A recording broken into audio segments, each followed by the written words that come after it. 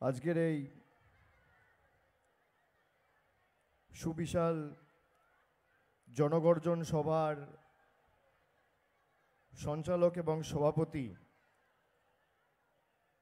নারায়ণগড় বিধানসভা কেন্দ্রের বিধায়ক সূর্য অট্ট সহ আমার পূর্ববর্তী বক্তা,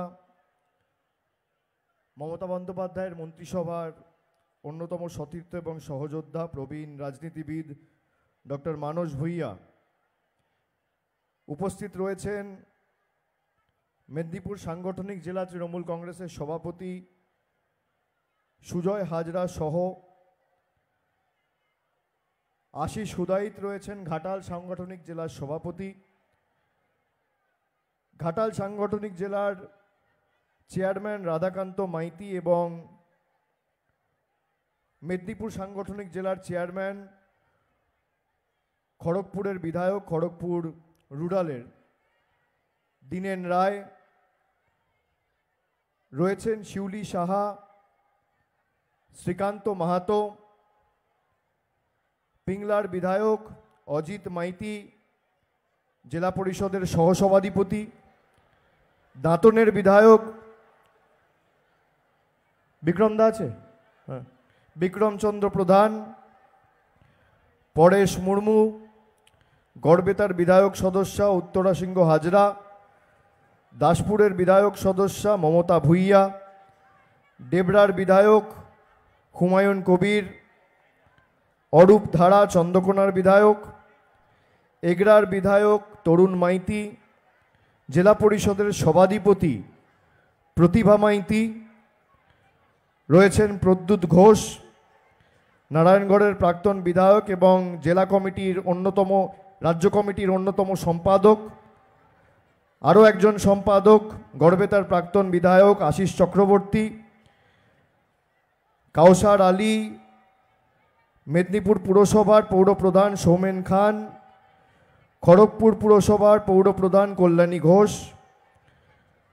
স্বপন নায়েক, জেলা তৃণমূল যুব কংগ্রেসের সভাপতি নির্মাল্য চক্রবর্তী, ঘাটাল সাংগঠনিক জেলা তৃণমূল যুব কংগ্রেসের সভাপতি সৌরভ চক্রবর্তী, মহিলা সভানেত্রী মামনি মান্ডি, তনয়া দাস, শশাঙ্ক খাটুয়া, সনাতন বেরা, নারায়ণগড় ব্লক তৃণমূল কংগ্রেসের সভাপতি সুকুমার জানা, মানিক মাইতি, প্রতুল দাস, অশোক রাউত, সেবব্রত ঘোষ, বরেন মণ্ডল, বিশ্বজিৎ সরকার, জ্যোতিপ্রসাদ মাহাতো, মুকুল সামন্ত সহ গৌতম দত্ত, বিশ্বনাথ পাণ্ডব, সূর্যপ্রকাশ রাও, শেখ আবু কালাম বক্স, ত্রিশিত মাইতি, শেখ সাবিরতী সহ প্রদীপ কর, সুনীল ভৌমিক, সৌমিত্র সিংহ রায়, দিলীপ মাঝি, সন্দীপ সিং, মহাদেব মল্লিক, হীরালাল ঘোষ, প্রদ্যুৎ পাঁজা, বিজন বিহারী সাহু, স্বরাজ খাড়া, উদয় শঙ্কর পাল, নারায়ণগড় পঞ্চায়েত সমিতির সহসভাপতি মিহির চন্দ্র, ব্লক তৃণমূল কংগ্রেসের নারায়ণগড়ের যুব সভাপতি সুভাষ রায়চৌধুরী এবং সুপর্ণা জৈন সহ যারা উপস্থিত রয়েছেন, আমি সকলকে আমার ধন্যবাদ, কৃতজ্ঞতা, প্রণাম জানাচ্ছি। আমি প্রথমেই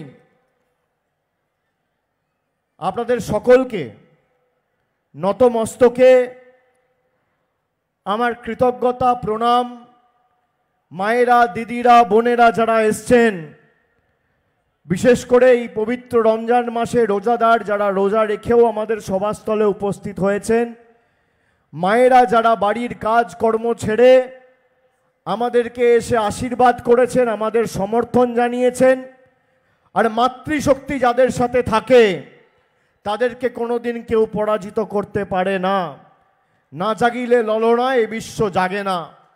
আমি নারী শক্তি, মাতৃশক্তির কাছে এবং আপনাদের সকলের কাছে যারা আমাদের এই সভাস্থলে এসে উপস্থিত হয়েছেন, আমি কৃতজ্ঞতা, ধন্যবাদ, প্রণাম এবং নতমস্তকে বিনম্র চিত্তে করজোড়ে আপনাদের প্রণাম নিবেদন করছি।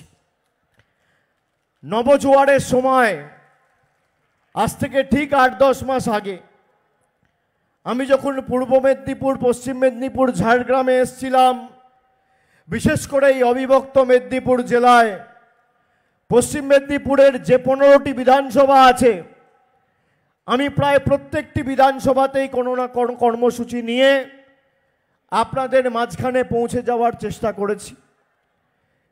আমাদের নেত্রী নিজে এই নবজোয়ারের কর্মসূচিতে পশ্চিম মেদিনীপুরের মাটিতে সশরীরে উপস্থিত হয়েছিল, খুব সম্ভবত শালবনির মাটিতে, শালবনির মিটিংয়ে।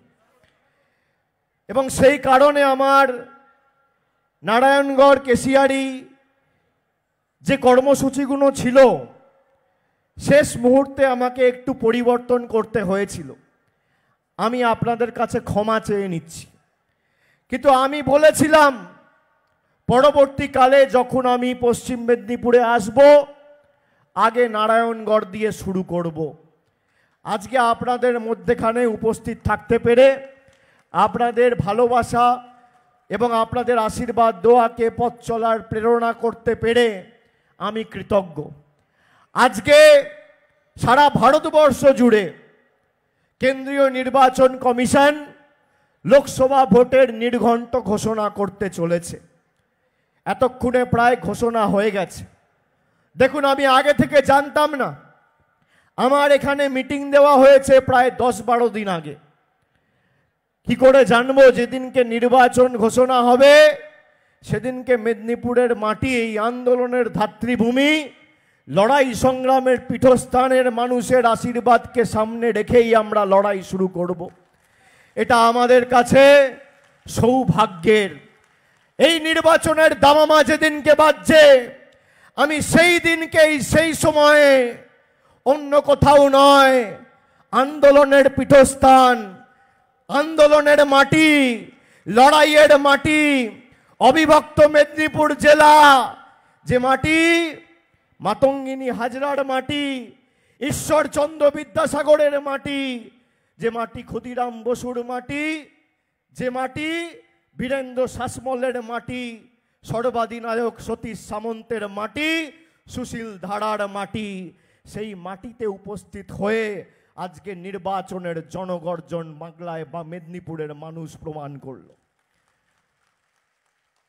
আজকের দিনে যখন মেদিনীপুরে আমি আপনাদের আশীর্বাদকে সামনে রেখে লড়াই করার সৌভাগ্য আমার হয়েছে, বা এই লড়াইয়ের সূচনা আমরা করছি, আপনি নিশ্চিন্তে থাকুন। আমরা বলেছি না যে মেরুদণ্ড তৃণমূল কংগ্রেস আর বাংলা বিক্রি করবে না, মাথা নত করবে না, আত্মসমর্পণ করবে না, বশ্যতা স্বীকার করবে না। বশ্যতা বিরোধী আন্দোলনে সমগ্র দেশকে, ভারতবর্ষকে পথ দেখিয়েছিল এই মেদিনীপুর জেলা। আর আগামী দিনেও বাংলা বিরোধীদের বিসর্জনে পথ দেখাবে এই মেদিনীপুর জেলা। আজকের এই সভা সেটাই প্রমাণ করছে। আমি ধন্যবাদ আপনাদের এই কারণে জানাই, 2011 সালে মমতা বন্দ্যোপাধ্যায়ের নেতৃত্বে রাজ্যে যখন প্রথমবার পরিবর্তন হলো, মামাটি মানুষের সরকার তৈরি হলো, এই মেদিনীপুর জেলা থেকে কত কর্মী, সহকর্মী, সহযোদ্ধারা সিপিএমের অত্যাচারের কাছে নিজেদের জীবন দিয়েছিল, আত্মবলিদান করেছিল। সেই চন্দ্রকোনা, গড়বেতা, কেশপুর থেকে নারায়ণগড়, সবং, পিংলা, আমি সকল কর্মী, যোদ্ধা যারা এই লড়াইয়ে নিজেদের প্রাণ বিপন্ন করে লড়াই করে সিপিএমের বোম বন্দুকের কাছে মাথা নত করেনি, তাদেরকে আমি কৃতজ্ঞতা শ্রদ্ধা জানিয়ে বলবো যে তাদের লড়াই, তাদের আত্মবলিদান আগামী দিনেও বিফল যাবে না।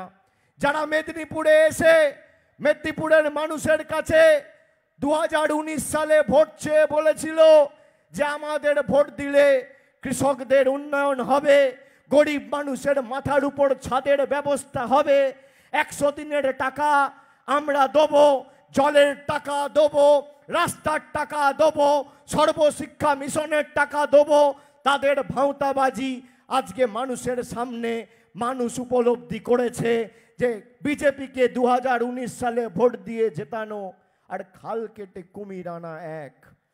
আমার পূর্ববর্তী বক্তা মানস দা বলছিল, তার আগে জুনমালিয়া বলছিলেন, তিনি বললেন যে 2019 সালে আপনারা ভুল করেছেন। আমি একটু সংশোধন করব, আমি আপনাদের বলবো গণতন্ত্রে মানুষ ভুল করে না। মানুষ যদি বিজেপিকে ভোট দেয় সেই আদেশ ও মানুষের রায় আমরা মাথা পেতে নেব, আর মানুষ যদি তৃণমূলকে ভোট দেয় সেই রায় আর আদেশও আমরা মাথা পেতে নেব। আপনার যাকে ইচ্ছা আপনি তাকে ভোট দেবেন। অন্য কোনো রাজনৈতিক দলের নেতা বা অন্য কোনো রাজনৈতিক দলের কর্মী বা অন্য কোনো রাজনৈতিক দলের যোদ্ধারা এসে আপনার কাছে বলতে পারবে না যে যাকে ইচ্ছা তাকে ভোট দিন। আমি খালি একটা অনুরোধ আপনাকে করব। কি অনুরোধ?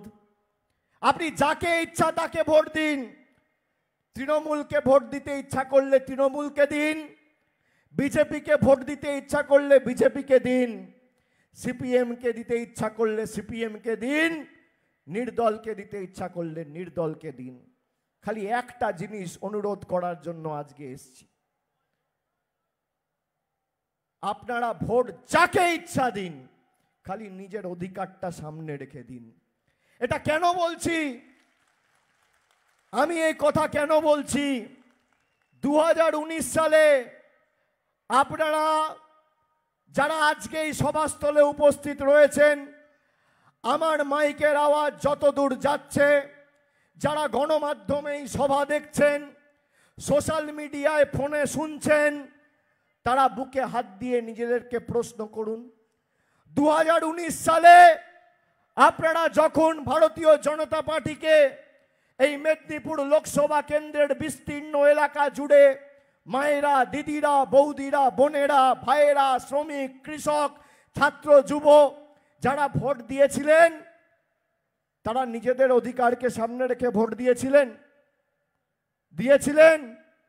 আমি যখন নবজোয়ার করেছি, আমি বিভিন্ন ব্লকে সভা সমিতি করতে গেছি, জঙ্গলমহলের বিস্তীর্ণ এলাকা জুড়ে, ঝাড়গ্রাম, পুরুলিয়া, বাঁকুড়া, বিষ্ণুপুর, 4টে আসনই বিজেপি জিতেছে। আমাকে গরিব মানুষ রাস্তায় বৃষ্টিতে ঝড়ে রোদ্রে দাঁড়িয়ে বলেছে, বাবা 2 বছর ধরে বাড়ির জন্য নিবেদন করছি, বাড়ি পাচ্ছি না গো, কিছু একটা ব্যবস্থা করো। বৌদিরা রাস্তায় দাঁড়িয়েছে, আমাদের বলেছে হাত ধরে, মাথায় আশীর্বাদ করে যে বাবা সরষের তেলের প্রায় 200 টাকা লিটার, 3 টাকার ডিম, 6 টাকা, 170 টাকা পাতিলেবু, রান্নার গ্যাস 1100 টাকা, চিনির দাম 3 গুণ, 120 টাকার চা পাতা 280 টাকা। দিদিকে একটু বলো না লক্ষ্মীর ভাণ্ডারটা যদি বাড়ানো যায়। আমি বললাম, মা তোমাদের কথা আমি জননেত্রী অবধি পৌঁছে দেব, তারপর কি সিদ্ধান্ত তিনি নেবে সেটা তার উপর ছেড়ে দিন, কিন্তু বিশ্বাস আর আস্থাটা দয়া করে রাখবেন। আজকে আপনাকে আমি বলি, আমি 2 মাস রাস্তায় ছিলাম, কুচবিহার থেকে শুরু করেছি কাকদ্বীপ অবধি, 2 মাস একদিন বাড়ি যাইনি। ঘর পরিবার, মা বাবা, ছেলে মেয়ে, বাচ্চা, সংসার সব ছেড়ে মানুষকে কথা দিয়েছিলাম, নিজের অধিকার সামনে রেখে ভোট দিন, আপনার অধিকার থেকে আপনাকে কেউ বঞ্চিত করবে না।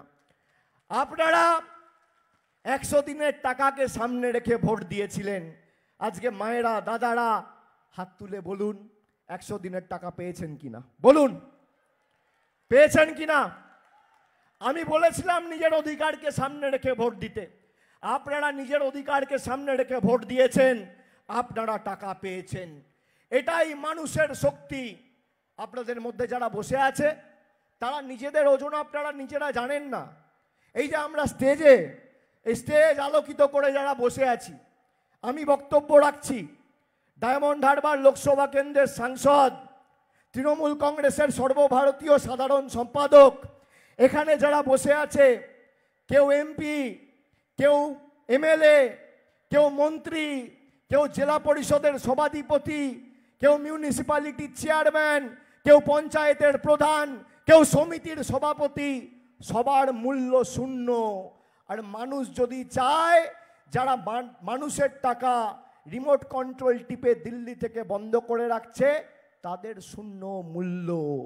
আপনি যদি চান তাদের ঔদ্ধত্য, অহংকার আর দম্ভ আকাশ থেকে টেনে হিচড়ে নামিয়ে মাটিতে চূর্ণ বিচূর্ণ করতে মানুষের 5 মিনিটের বেশি সময় লাগবে না।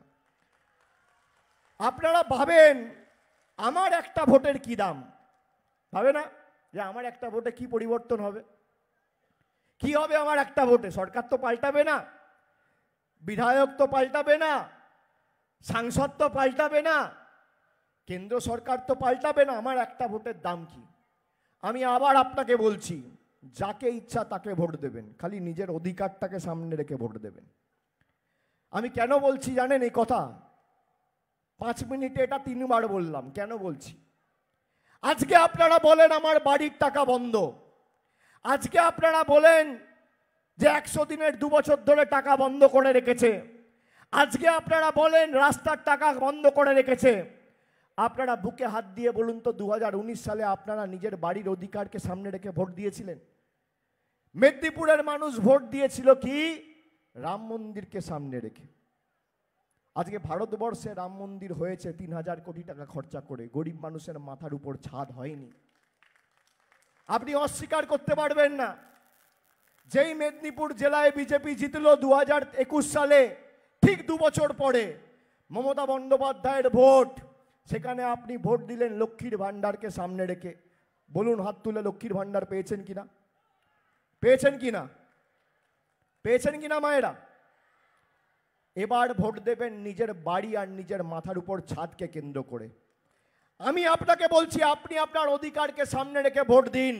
ভারতবর্ষের যত বড় নেতা হোক, সে প্রধানমন্ত্রী হোক, রাষ্ট্রপতি হোক, কেন্দ্রীয় মন্ত্রী হোক, মুখ্যমন্ত্রী হোক, রাজ্যপাল হোক, বিধায়ক হোক, সাংসদ হোক, মানুষ যদি নিজের অধিকারকে সামনে রেখে ভোট দেয়, আপনার অধিকার থেকে আপনাকে কেউ বঞ্চিত করতে পারবে না। আর আমি আপনাকে বলছি, যারা তৃণমূলের থেকে হিসাব চাইছে, 5 বছর আগে আপনারা ভোট দিয়েছিলেন কেন্দ্র সরকারকে নির্বাচিত করতে। হিসাব তাদের থেকে চাইবেন যারা আপনাদের থেকে ভোট নিয়ে গেছে। আমাদের ভোট 2026 সালে। আমরা ভোটের হিসাব 2026-এর আগে 25-এর শেষে মানুষের কাছে রিপোর্ট কার্ড পৌঁছে দেবো। মোদিজির রিপোর্ট কার্ড কোথায়? মোদিজির রিপোর্ট কার্ড কোথায়? এই যে দিলীপ ঘোষ জিতেছিল, দিলীপ ঘোষকে আপনারা জেতার পর দিন থেকে একটা যদি আমাকে উদাহরণ কেউ দেখাতে পারে যে 5 বছরে মেদিনীপুরের এই 7টা বিধানসভায় দিলীপ ঘোষের নেতৃত্বে একটা উন্নয়নমূলক বৈঠক হয়েছে, আমি তৃণমূলের হয়ে ভোট চাইতে আসবো না। এত বড় কথা বলে দিয়ে যাচ্ছি। অন্যদিকে দেখুন, মুখ্যমন্ত্রী মমতা বন্দ্যোপাধ্যায় কথা দিয়ে কথা রেখেছে। কতবার পশ্চিম মেদিনীপুর, ঝাড়গ্রাম, পূর্ব মেদিনীপুরে তিনি ছুটে এসছেন। আজ থেকে 7 দিন আগে শিলিগুড়িতে সভা করে ভারতবর্ষের প্রধানমন্ত্রী বলেছে যে কেন্দ্র সরকার নাকি বাড়ির টাকা দিচ্ছে আর রাজ্য সরকার নাকি সেই টাকা আটকে রাখছে।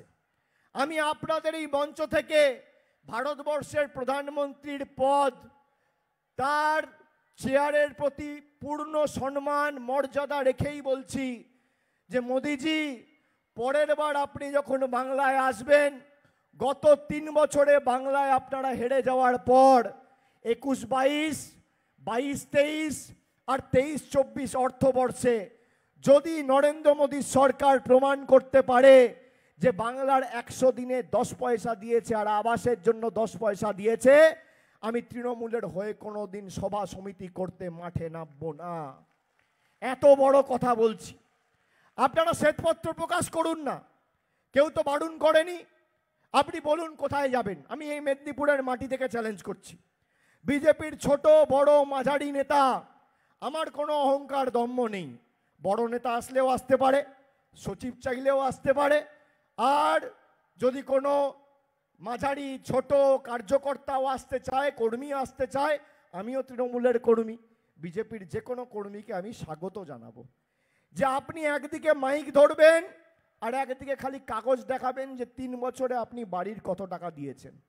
আমি 1000 কোটির গল্প দিচ্ছি না, আমি 10,000-এর গল্প দিচ্ছি না, আমি 500 কোটির গল্প দিচ্ছি না, আমি 10 কোটির গল্প দিচ্ছি না। যদি মোদিজি প্রমাণ করতে পারে যে বাংলার মানুষের বাড়ির জন্য 3 বছরে 10 পয়সা কেন্দ্রের সরকার দিয়েছে, আমি রাজনীতির আঙিনায় পা রাখবো না। আবার দ্ব্যর্থহীন ভাষায় আপনাদের সকলের সামনে আপনাদেরকে সাক্ষী রেখে বলে দিয়ে যাচ্ছি, আগামী নির্বাচন শুধু নির্বাচিত করার নির্বাচন নয়। যারা আপনাদের থেকে ভোট নিয়ে, আপনাদের মিথ্যে কথা বলে, ভাওতা দিয়ে, ভুল বুঝিয়ে 5 বছর দিল্লিতে গিয়ে ফুর্তি করেছে, তাদের উচিত শিক্ষা দেওয়ার ভোট আর জামানত বাজেয়াপ্ত করার ভোট। এই ভোট নির্বাচিত করার ভোট নয়, এই ভোট প্রতিরোধের ভোট, প্রতিশোধের ভোট, আর মানুষকে ভুল যারা বুঝিয়েছে তাদের শিক্ষা দেওয়ার ভোট। এমন ভাবে এদেরকে জবাব দিতে হবে যে 5 বছর যেভাবে বাংলার মানুষকে লাঞ্ছিত, বঞ্চিত, নিপীড়িত, অত্যাচারিত, শোষিত করে রেখেছে, একইভাবে এদেরকে যোগ্য জবাব দেওয়ার জন্য প্রস্তুত থাকুন। তৃণমূল তো প্রার্থী তালিকা ঘোষণা করে দিয়েছে 10 তারিখ, আজকে নির্বাচন ঘোষণা হয়ে যাচ্ছে, বিজেপি এখনো ঘোষণা করতে পারেনি। তার কারণ অপেক্ষা করছে তৃণমূল থেকে যেই উচ্ছিষ্টগুলো বেরোবে তাদেরকে মাথায় নিয়ে প্রার্থী করবে। কবে একটা বেরোবে আর কবে একটাকে তুলে প্রার্থী পদ দেবে, প্রার্থীও নেই। আপনি দেখুন না, এই নারায়ণগড় থেকে কে দাঁড়িয়েছিল 2021-এ? কে দাঁড়িয়েছিল? তৃণমূলের আবর্জনা। কে দাঁড়িয়েছিল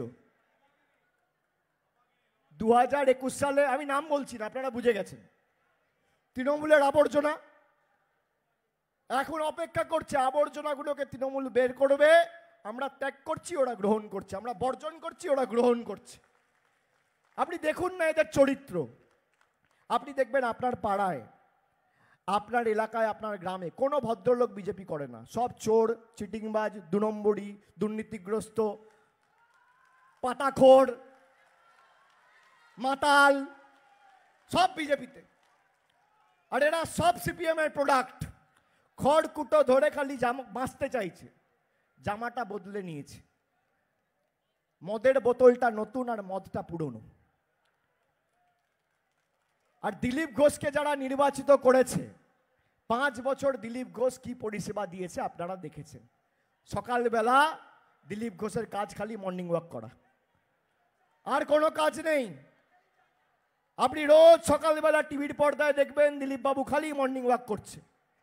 আমি সেই কারণে বলবো, চা খাক, চা তো বাঙালিরা খাই, অসুবিধা কি আছে, চায়ে আপত্তি নেই।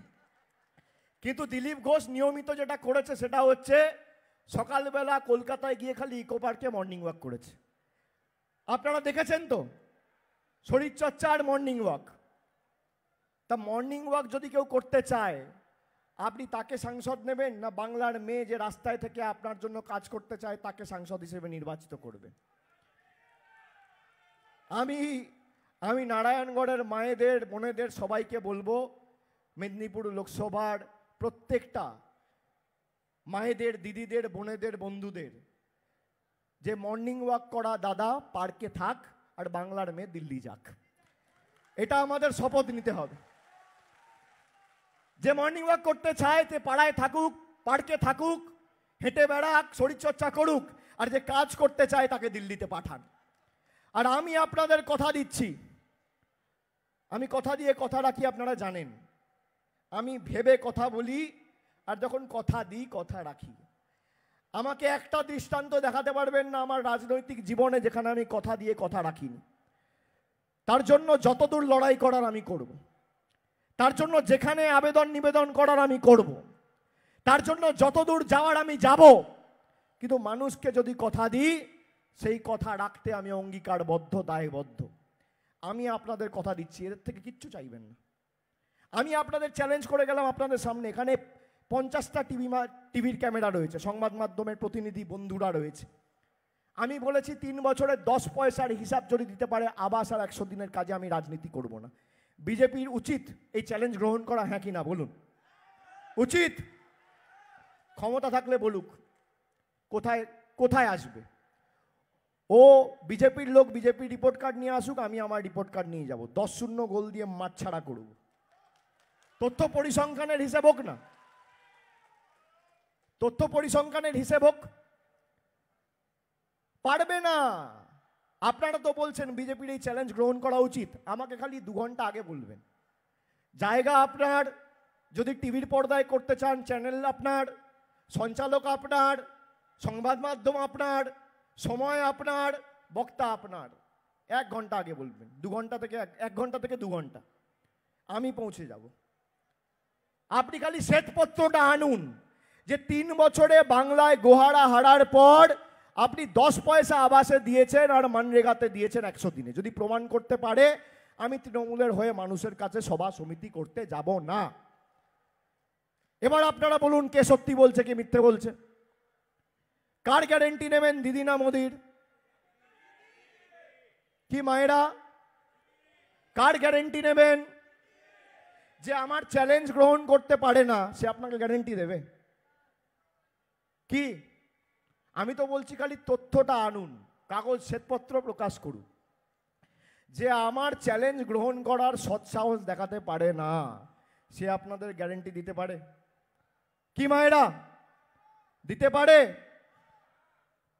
যে বাংলায় থাকে না, বাংলায় আসে না, বাংলা বোঝে না, বাংলায় কথা বলে না, বাংলা পড়ে না, সে বাংলার লোককে গ্যারেন্টি দিতে পারে? দিতে পারে? দিতে পারে? দিলীপ ঘোষ 2019 সালে যে গ্যারেন্টিগুলো দিয়েছে পূরণ হয়েছে? পূরণ হয়েছে? মোদিজি 100 দিনের কথা, মোদিজি 15 লক্ষ টাকা করে সবার ব্যাংক অ্যাকাউন্টে পাঠাবো বলেছিল, পেয়েছেন? বছরে 2 কোটি বেকারের চাকরি বলেছিল, পেয়েছেন? কৃষকদের আয় বলেছিল ভারতবর্ষ জুড়ে 5 গুণ করব, হয়েছে? বলেছিল কালো টাকা ধ্বংস করব, হয়েছে? তাদের গ্যারেন্টি নেবেন? যারা মহিলাদের সম্মান দিতে পারে না, যারা মানুষের টাকা আটকে রাখে, যারা বাংলায় হেরে গিয়ে বাংলার মানুষের বিরুদ্ধে যুদ্ধ ঘোষণা করে, তাদের গ্যারেন্টি নেবেন? জোরে বলুন কার গ্যারেন্টি? দিদি না মোদি? দুহাত তুলে বলুন দিদি না মোদি? কার গ্যারেন্টি? কার গ্যারেন্টি? কার গ্যারেন্টি? কার গ্যারেন্টি? কার গ্যারেন্টি? কার গ্যারেন্টি? কার গ্যারেন্টি? আমি তথ্য পরিসংখ্যান নিয়ে যদি আপনাদের বলি যে মমতা বন্দ্যোপাধ্যায়ের সরকার মানরেগা অর্থাৎ 100 দিনের কাজের যে টাকা কেন্দ্র সরকারের দেওয়ার কথা ছিল, এই গত ফেব্রুয়ারি মাসের 29 তারিখের মধ্যে সেই টাকা আপনাদের ব্যাংক অ্যাকাউন্টে গেছে। যে টাকা কেন্দ্রের দেওয়ার কথা ছিল 2 বছর ধরে অপেক্ষা করে, এত দরবার করে, শেষ পর্যন্ত মমতা বন্দ্যোপাধ্যায় বলল না, আমরা এদের দয়া দাক্ষিণ্যে আর বেঁচে থাকবো না, আমি থাকতে বাংলার মানুষকে ভাতে মারতে দেবো না। প্রায় 282 কোটি টাকা খরচা করে 6,10,867টি শ্রমিকের কাছে 100 দিনের টাকা 2 বছর ধরে পাওনা টাকা ইতিমধ্যেই পৌঁছে দিয়েছে আমাদের সরকার। লক্ষ্মীর ভাণ্ডারে, এখানে মায়েরা আছেন শুনুন, 11,99,580টি মায়েদের, দিদিদের, বৌদিদের 11,99,580, এই সংখ্যাটা খালি পশ্চিম মেদিনীপুর জেলার। 11,99,580 জনকে লক্ষ্মীর ভাণ্ডার দিয়েছে আমাদের সরকার। 18,21,814 জনকে কন্যাশ্রী প্রকল্পে আর্থিক সাহায্য সহায়তা করা হয়েছে। বিনামূল্যে রেশন 47,42,497 জনকে বিনামূল্যে রেশন দেওয়া হচ্ছে। জয় জোহার 38,499 জন লোককে আর্থিক সাহায্য সহায়তা করা হচ্ছে। তপশিলি বন্ধু প্রায় 53,531 জনকে আর্থিক সাহায্য সহায়তা করা হচ্ছে 60 বছরের ঊর্ধ্বে যারা। ঐক্যশ্রী স্কলারশিপে মাইনরিটি ভাইদের, সংখ্যালঘু ভাইদের 11,07,253 জন ছাত্রছাত্রীকে আর্থিক সাহায্য সহায়তা প্রদান করা হয়েছে। বিজেপি রিপোর্ট কার্ড কোথায়? আমি তো দিলাম, ভুল প্রমাণ করুক, আমাকে ভুল প্রমাণ করুক। আমি তো চ্যালেঞ্জ করে আপনাদের সামনে বলছি, এদের বলার ক্ষমতা নেই, এরা খালি আপনাকে মিথ্যে কথা বলবে। আমি আপনাদের অনুরোধ করব, যারা মাঠে আছেন, আমি একটা ছোট্ট 5 মিনিটের ভিডিও দেখাবো। 2018 সালে নরেন্দ্র মোদী মেদিনীপুর কলেজিয়েট মাঠে, খুব সম্ভবত জুলাই মাসে, ওই যখন প্যান্ডেলটা ভেঙে পড়ল, জুলাই মাসে 2018 সালে সভা করতে এসে কত মিথ্যে কথা বলে গেছে, আর একটা কাজও করেনি। 5 মিনিটের একটা ভিডিও দেখাবো, আপনারা দেখুন। बीजेपी যাই বলে সবটাই মিথ্যে কথা।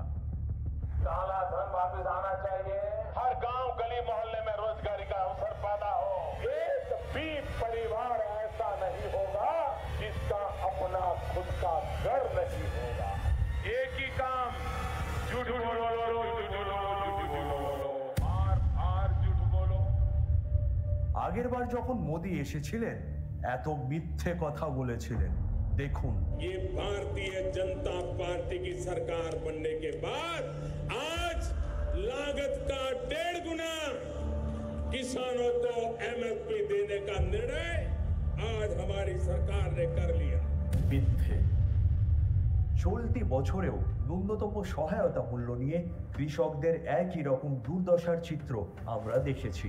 কৃষকদের ন্যূনতম সহায়তা মূল্য তো বৃদ্ধি পায়নি, উপরন্তু তারা প্রতিবাদে নেমেছেন। আপনার বিরুদ্ধে বিক্ষোভ দেখানোর কারণে তাদেরকে প্রাণ পর্যন্ত দিতে হয়েছে। किसान हमारा अन्नदाता है, कोई भी समाज तब तक आगे नहीं बढ़ सकता है जब तक उसका किसान अगर उपेक्षित रहता है। ঠিকই বলেছেন মোদিজি, কিন্তু আপনি কি জানেন 2020-2021 সালে কৃষক আন্দোলনে 700 জনের মৃত্যু হয়েছিল। 2022 में किसान की आय 2 गुना करने के संकल्प के साथ हम काम कर रहे हैं। মিথ্যে। 2012-13 থেকে 2018-19 অর্থবর্ষে ভারতবর্ষে কৃষকদের আয় 11.7% কমেছে, যেখানে বিভিন্ন উন্নয়নমূলক প্রকল্পের ফলে বাংলার কৃষকদের আয় 3 গুণ হয়েছে। किसान को लाभ नहीं, गरीब का विकास नहीं, नौजवान को नए अवसर नहीं। ये चरित्र, ये चित्र আপনার জন্যই হয়েছে মোদিজি। 2014 সাল থেকে 2022 সাল পর্যন্ত 1 লক্ষেরও বেশি কৃষক আত্মহত্যা করেছে। গোটা দেশে প্রতি বছরে 2 কোটি চাকরি এখনো স্বপ্ন হয়ে রয়েছে। 45 বছরের সর্বোচ্চ বেকারত্বে জর্জরিত ভারত। किसान ने जो उत्पादित किया है उसको हम पहुंचा सके, इसके लिए हम एक ऑपरेशन ग्रीन भी चला रहे हैं। टॉप योजना लाए हैं, टमेटो, ओनियन, पोटैटो, ताकि इसकी पैदावार करने वाले किसानों को विशेष लाभ मिले।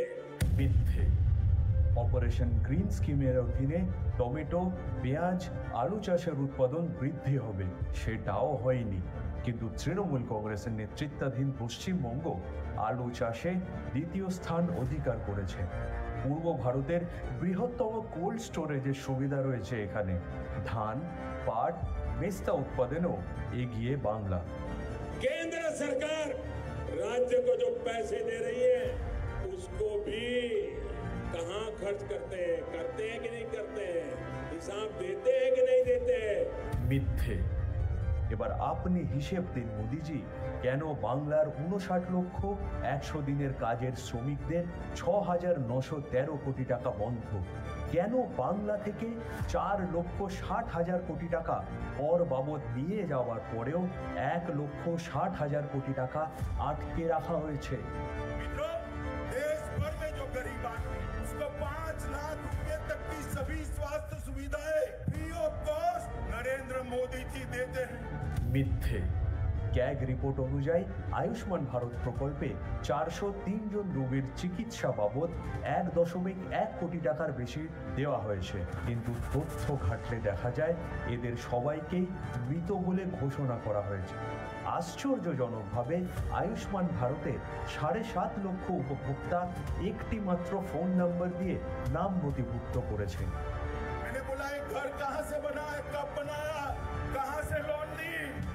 तो उसने कहा लोन नहीं ली, मोदी जी ने प्रधानमंत्री आवास योजना का घर मुझे दिया है। মিথ্যে। আবাস যোজনার 8,140 কোটি টাকা আটকে রেখে বাংলার 11,36,000 মানুষের মাথার উপরে ছাদ কেড়ে নিয়েছে বিজেপি শাসিত কেন্দ্রীয় সরকার।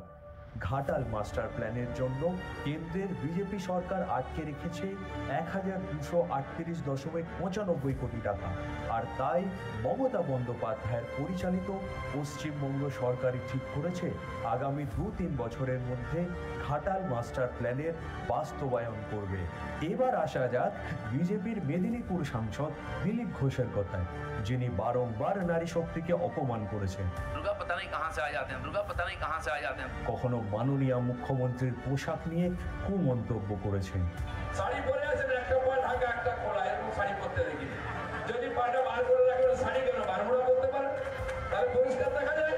এমনকি তিনি কুর্মী সম্প্রদায়কে অপমান করতে পিছপা হননি। ওরা যদি বেশি বাড়াবাড়ি করে সব কাপড় খুলে দেবো আমি, দিলীপ ঘোষের পেছনে যেন লাগতে না আসে। দেখলেন তো কত মিথ্যে কথা বলে গেছে আগের বার। এদের মিথ্যে ফাঁদে পা দেবেন না। বিজেপির নির্বাচনী চমকে না পড়ে নিজের পছন্দ নিজেই করুন।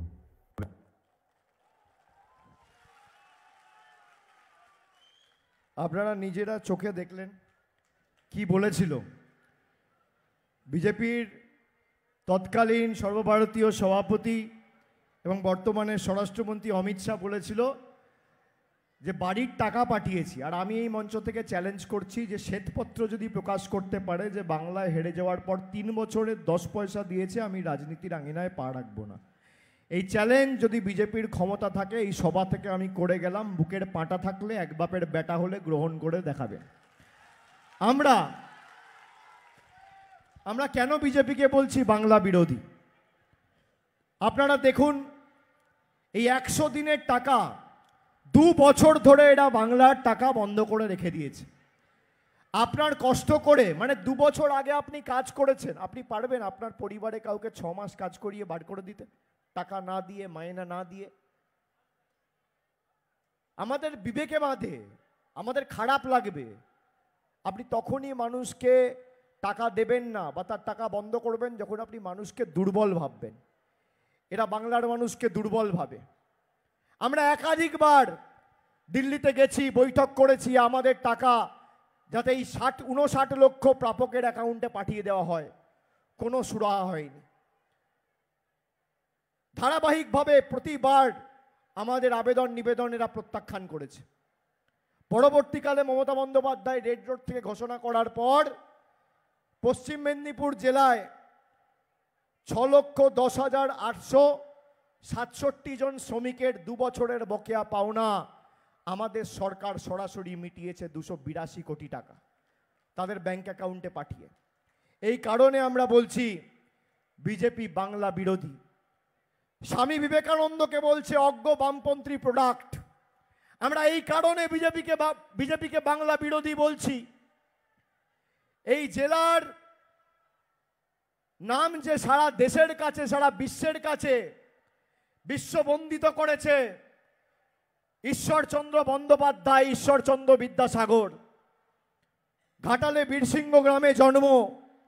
সেই ঈশ্বরচন্দ্র বিদ্যাসাগরের আবক্ষ মূর্তি যেই বিজেপির নেতারা ভাঙল, তাদের পদলেহন করে আমাদের কিছু আবর্জনা পা চেটে তল্পি বাহকতা করে বিজেপিতে জয়েন করেছেন, নিজের মেরুদণ্ডটা বিক্রি করে। এর জবাব আমাদের আগামী দিন দিতে হবে। এই কারণে আমরা বিজেপিকে বাংলা বিরোধী বলছি। যারা রবীন্দ্রনাথ ঠাকুরের জন্মস্থান জানে না, জোড়াসাঁকোর জায়গায় বলছে শান্তিনিকেতন। শান্তিনিকেতনের যে ইউনেস্কো হেরিটেজের স্বীকৃতি পেয়েছে, সেই ফলক থেকে রবীন্দ্রনাথ ঠাকুর কবিগুরুর নাম মুছে দিয়েছে। কার নাম রয়েছে? মোদিজি ভারতবর্ষের প্রধানমন্ত্রী। আমরা সেই কারণে বিজেপিকে বাংলা বিরোধী বলছি। আপনি বাংলার মানুষের টাকা আটকেছেন। আপনারা শুনে রাখুন, বাংলা একমাত্র রাজ্য যার 100 দিনের টাকা আটকে রেখেছে এই বিজেপি সরকার, আর কোনো রাজ্যের টাকা আটকে রাখেনি, একমাত্র বাংলা। কিন্তু আমরাও সিদ্ধান্ত নিয়েছি, অনেক হয়েছে, এদেরকে অনুরোধ করা, এদের কাছে আবেদন করা, এদের দয়া দাক্ষিণ্যে আমরা আর বাঁচব না। আমি আপনাকে যেটা বলছিলাম একটু আগে, আমি সেটা বলে শেষ করব। আমি কথা দিচ্ছি আপনাদের, এদের কাছে কিছু চাইবেন না। আপনারা চান আমরা এদের কাছে মাথা নিচু করে বেঁচে থাকি? বলুন মায়েরা, চান? মায়েরা শুনুন, আমাদের সরকার মামাটি মানুষের সরকার প্রতি বছর 25,000 কোটি টাকা খরচা করে বাংলার 2,12,00,000 মায়েদের লক্ষ্মীর ভাণ্ডার দিচ্ছে। 25,000 কোটি। এর মধ্যে 10 পয়সার অবদান মোদী সরকারের নেই। মমতা ব্যানার্জি যদি 25,000 কোটি টাকা খরচা করে আপনাদের লক্ষ্মীর ভাণ্ডার দিতে পারে, তাহলে 100 দিনের বিকল্প কর্মশ্রী করেও আপনার হাতে কাজ তুলে দিতে পারে, এবং জল, কল, রাস্তা আর বাড়ির জন্য এদের দয়া দাক্ষিণ্যে আমরা বেঁচে নেই। আমি আপনাদের অনুরোধ করব যে আগামী নির্বাচনে নিজের অধিকারকে সামনে রেখে তৃণমূলের প্রার্থী, বাংলার প্রার্থী, বাংলার সৈনিক মমতা ব্যানার্জির প্রার্থী জুন মালিয়াকে ঘাসের উপর জোড়া ফুল চিহ্নে ভোট দিয়ে আপনারা জেতান। যার যেখানে বাড়ির আবেদন রয়েছে 2 বছরের মধ্যে সেই আবেদনে অগ্রাধিকার দিয়ে বাড়ির বিকল্প ব্যবস্থা আমাদের সরকার করবে। কারোর উপর নির্ভর করতে হবে না, আপনাকে কারোর উপর নির্ভর করতে হবে না। এদের কাছে হাত পাতবো না। গলা কেটে দিলেও জয় বাংলা বেরোবে। মাথা নিচু করব না, বশ্যতা স্বীকার করব না, আত্মসমর্পণ করব না। সেই জন্যই আমি বলেছি, মানুষের গর্জন, জনগণের গর্জন, বাংলা বিরোধীদের বিসর্জন। বাংলা বিরোধীদের জোরে বলুন, দিল্লি অবধি যেন আওয়াজ এরা শুনতে পায়। ভূমিকম্পটা যেন দিল্লিতে এরা অনুভব করে। বাংলা বিরোধীদের, বাংলা বিরোধীদের, স্বৈরাচারীদের, জমিদারদের, অত্যাচারীদের, লাঞ্ছনাকারীদের, বহিরাগতদের, বাংলা বিরোধীদের, গ্রাম বাংলার গর্জন বহিরাগতদের, মেদিনীপুরের গর্জন বাংলা বিরোধীদের, বাংলা বিরোধীদের, বাংলা বিরোধীদের, বাংলা বিরোধীদের, স্বৈরাচারীদের, অত্যাচারীদের, অত্যাচারীদের, অত্যাচারীদের, অত্যাচারীদের, জুমলাবাজদের, বাংলা বিরোধীদের।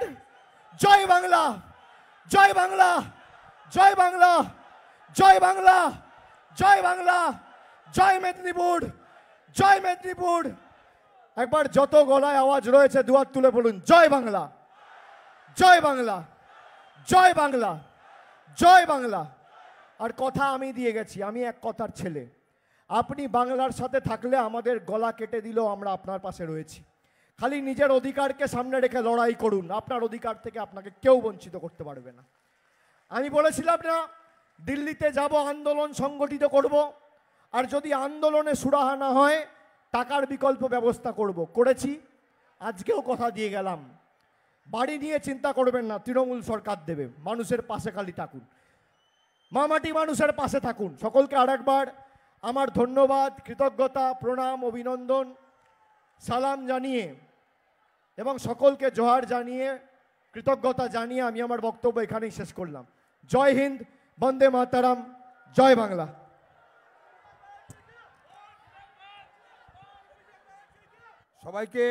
সবাইকে অনুরোধ করছি, আমাদের জাতীয় সঙ্গীত